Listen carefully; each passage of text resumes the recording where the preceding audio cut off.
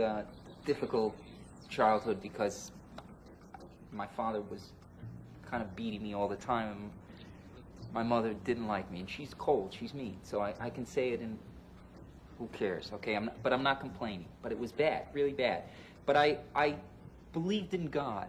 You know, I really did. Almost like a gambler. I felt somehow that I was taken care of and that I was special. Through the horror, through the miserable horror, I would go in my room and I had a cross on the wall, and I would kind of pray, and I would, you know, make prayers to God, and I felt somewhat special, even through the horror, and there was a lot of horror. I felt somehow it was okay. But one time, I had been arrested, and it had been like my 5th arrest that year, and I was almost 14 at the time, and I had been arrested for a lot of crimes, and had been put in a kind of vocational program in school as a kind of reform for me, studying auto mechanics. And I got arrested on a sex crime one evening, where I had exposed myself and to women several times in Buffalo, New York, and was arrested. And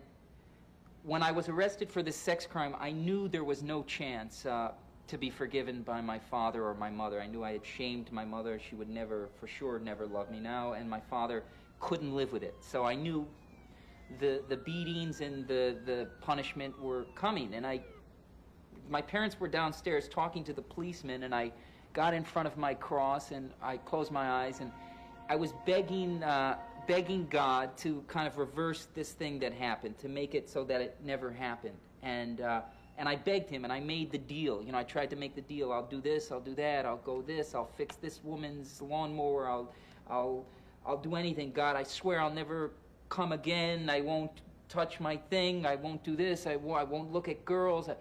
I'll go to church. I'll give money, all the stolen things. I'll turn it into cash and put it right in the church basket. But please, really, I need you this time to really, God, you know how my father is. You know my mother. Please give me this one break. This one time. I've never asked before. This one time, give me a break. Make this thing not have happened, because it's over for me. Please, please, please.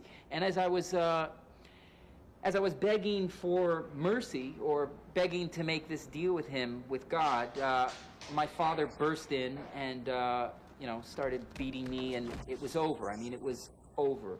It was over with my father and mother. It was a bad scene, and I never looked to a God or a spiritual life or a spiritual comfort or any kind of unconditional love from any kind of higher power or spiritualness ever again in my life until quite recently. And so it means I was out there for a long time, living without that feeling, and it was horrible. You know, a life without a belief in some kind of God for that long is very dangerous and very risky. And it was, well, things are better now.